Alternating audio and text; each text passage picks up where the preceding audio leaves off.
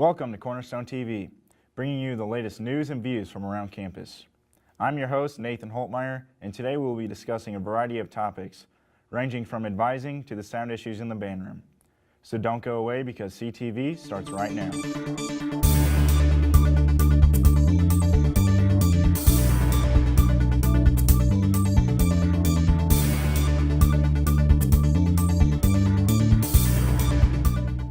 To help students succeed academically, East Central College is offering a variety of resources available for student use. Perhaps the most important resource for students to take advantage of is that of their academic advisor.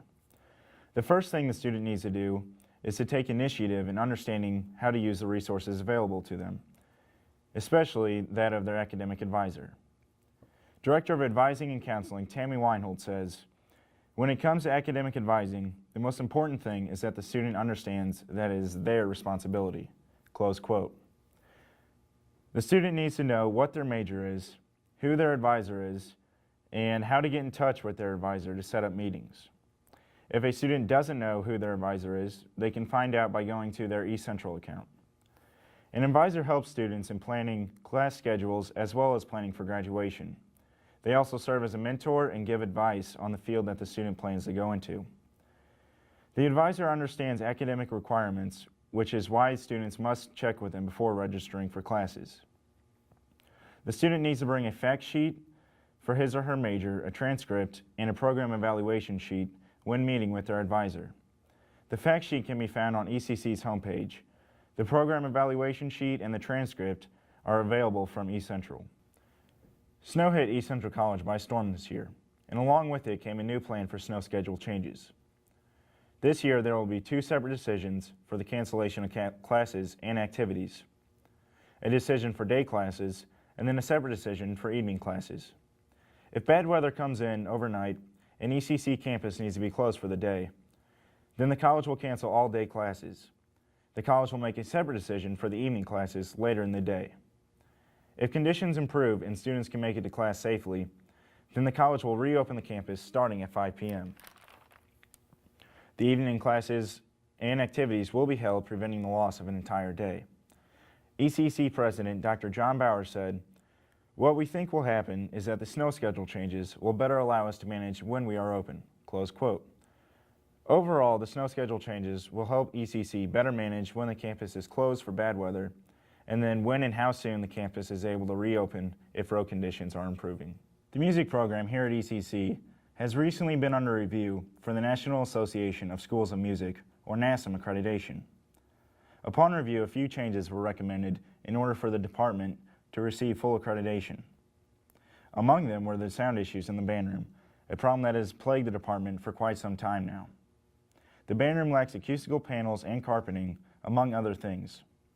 Aaron Bounds, band director at ECC, said, "This makes it very hard to teach, and more importantly, it is very dangerous. Being in a room for multiple hours, sustaining decibels from 90 to 95, or even 100, is very damaging to the ears." Close quote. Anything over 85 decibels sustained over periods of time can potentially cause permanent damage to the ears, according to cdc.gov. NASA made it clear after inspection that the sound issues needed to be addressed. Plans are being made to make renovations to the room by the Director of Facilities and Grounds, Mark Eaton. Eaton says, "The best way to describe the process at this point is we are phasing it in."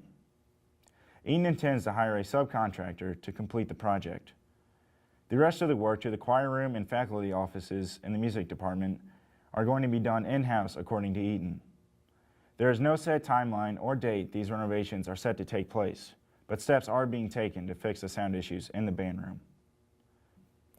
Many online learning options are now materializing in schools across the country. In fact, many courses here at East Central College now have online requirements, such as the Pearson Math Lab, which allows students in math courses to complete homework and tests online. Also, many classes now upload course requirements through Moodle, which gives teachers tools to contact students with assignments and other information. Through Moodle, instructors can store PowerPoints and class notes, which is available to students on a 24/7 basis. This allows the note-taking aspect to be somewhat reduced, according to Chad Baldwin, head of the ECC Moodle Help Desk. As these online learning tools are being used more frequently, concealed issues are revealing themselves to school officials. Some issues that have occurred over recent semesters include difficulties with misplaced assignments, bad internet connection, and difficulty for elderly students. But school officials have begun to make shaky headway towards improving the online learning tools here at East Central College. Michael Sam is the 2014 SEC Defensive Player of the Year.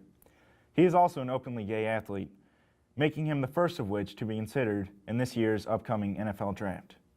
His story made national headlines, and we asked a few students from around campus what they thought. Here's what they had to say. What are your thoughts and feelings about the situation? Well, okay, so I first read the article, like, I don't know how long ago it was like 2 weeks ago or something, but I'm not entirely clear on why people are making such a huge deal about it. I know around here, just like Midwestern, I suppose, as a whole, like, I don't know, it's really, I don't want to use the word homophobic because I hate that word, but I guess it makes a lot of people around here uncomfortable. So football being the contact sport that it is, I can see why a lot of people are upset, but I'm actually more interested in like what the actual players think about it. I guess I have kind of a neutral opinion on it. Do you think the NFL is ready? Well, if they aren't, they better get ready, because I guarantee there are more men out there who haven't even come out yet. And you know what? The fact that this guy came out and said it is a big step up, like a huge step up. And, I mean, if he's going into the NFL, I mean, people think sometimes that gays and lesbians aren't as good as some people at some sports, but, I mean, if he's going to the NFL, obviously he's good enough to be in this sport. So let him go. See how he does. Honestly, I think it's no big deal because it's who he is. It's not affecting anybody else. So I think it's really brave of him. I think it's good for him. You saw his prior year. You saw the plays he made and the way he played at Mizzou this past year when he came out to his teammates. He played on a whole different level. And he did his junior year, and he won the SEC Defensive Player of the Year along with a guy from Alabama. So I think it's good for him, and I don't think it should be a problem for NFL players to adapt with that. So, do you think the NFL is ready for an openly gay player? That's a tough one. I mean, it's definitely going to bring out some controversial issues once he gets in there, but I think they'll work through it. I think it's good that we're starting to branch out and open up, make the world a better place. So there you have it. Just a reminder, the opinions in the video are the opinions of those interviewed and are not reflective of the Cornerstone staff. And now for club news and events. The Social Justice and Diversity Club will be meeting on Tuesday, March 4th at 3:30 in AC 265. If you are interested in joining or just supporting the club, you can stop by Lee Kolb's office in AC 214 and sign the petition to make it an official club. The Student Government Association will be holding an Arrive Alive event on Thursday, March 6th from 10 a.m. to 2 p.m.